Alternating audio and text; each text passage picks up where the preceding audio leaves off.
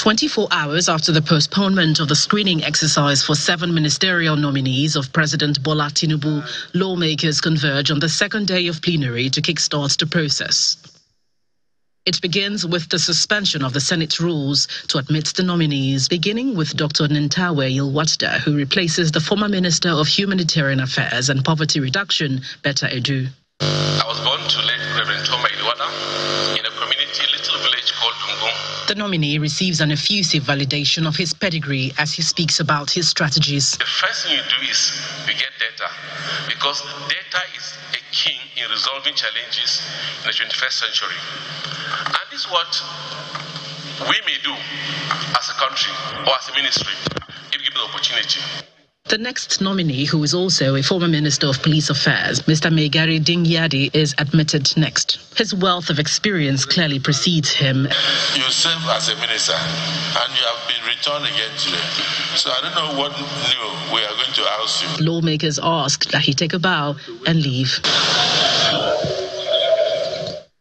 Ambassador Bianca Odumegu Ojukwu, appointed as Minister of State for Foreign Affairs, is then admitted into the chamber. I am a mother of 3.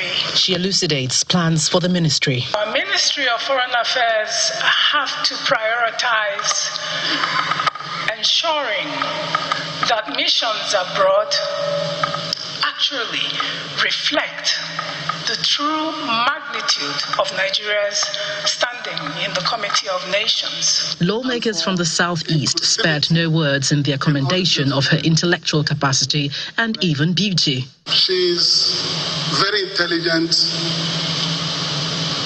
very, very charismatic, and very beautiful. Please restrict your comments to our resume. The legislators also screened one of their own, a former Speaker of the Kano State House of Assembly. The senators also gave the nod to the Minister of the newly created Livestock Ministry from Adamawa State, after what they describe as an impressive track record. Give us a brief summary of your vision for the new ministry. In the immediate, our intention is to incentivize all herders and other animal rearers to remain where there are grasses, and the ministry will intend to work with other critical stakeholders to make sure that this vision is realized. The next nominee and immediate past special advisor in the office of the Vice President, Dr. Jumoke Oduwole, is also admitted into the chamber. What we now need to deliver is the convergence of these 2 pillars of monetary and fiscal policy with trade, investment, and industrial policies to further drive growth. The 4-hour screening exercise concluded with the Minister of State for Education, Dr. Shuaiba Ahmed. I commenced my NYSC at the Department of Education, Bayero University, Kano, between 2003 to 2004. I also assessed different policies at state and federal level, including gender and social inclusion, school safety. Clearly impressed, lawmakers agree that she takes a bow.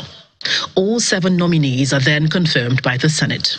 Now, consequent upon the confirmation of these 7 new ministers, the lawmakers have apparently ramped up the expectations of these ministries with a determination to double down on their oversight for accelerated development across the country. From the National Assembly, Gloria Umezuke, Channels Television News.